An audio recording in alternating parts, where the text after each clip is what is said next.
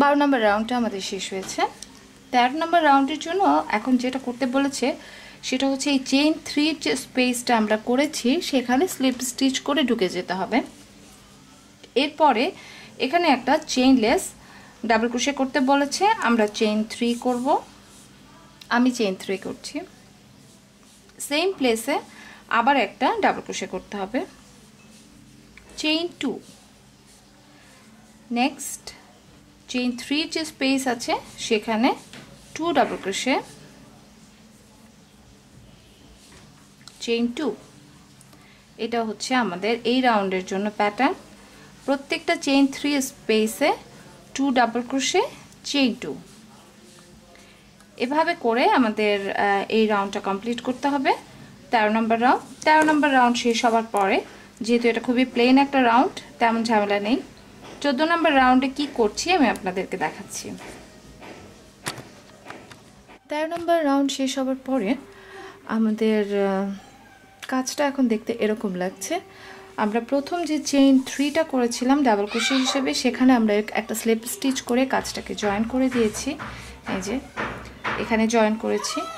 So এখন যেটা করতে হবে সেটা হচ্ছে যে প্রথমে একটা চেইন 1 করব আমি।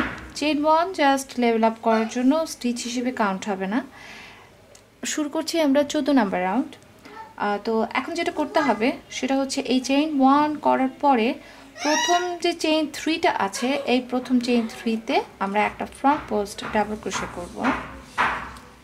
ফ্রন্ট পোস্ট ডাবল ক্রোশে, ওকে। চেইন 3, 1 2 3। নেক্সট যে স্টিচটা আছে এটা 2 number stitch, 2 number double crochet যেটা, সেখানে আমরা আবার একটা ফ্রন্ট পোস্ট ডাবল ক্রোশে করব। চেইন 2 এর যে স্পেসটা আছে, চেইন 2 এর স্পেসে করব একটা single crochet.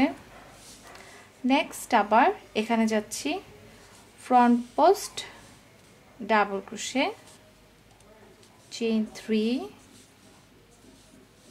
Next stitch front post double crochet, chain 2 এর স্পেসে একটা সিঙ্গেল ক্রোশে। আবার next stitch front post double crochet, chain 3, front post double crochet, chain 2 স্পেসে একটা সিঙ্গেল ক্রোশে। এই হচ্ছে আমাদের এই রাউন্ডের জন্য কাজ। আমরা এভাবে করে কাজ করব। আমরা এভাবে করে এই রাউন্ডটা কমপ্লিট করব।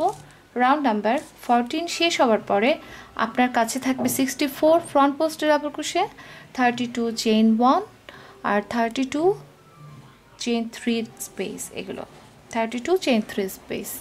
সো এই হচ্ছে আমাদের কাজ। আমি 14 নম্বর রাউন্ড শেষ করে আপনাদেরকে দেখাচ্ছি কেমন করে আমরা শুরু করব 15 নম্বর রাউন্ড।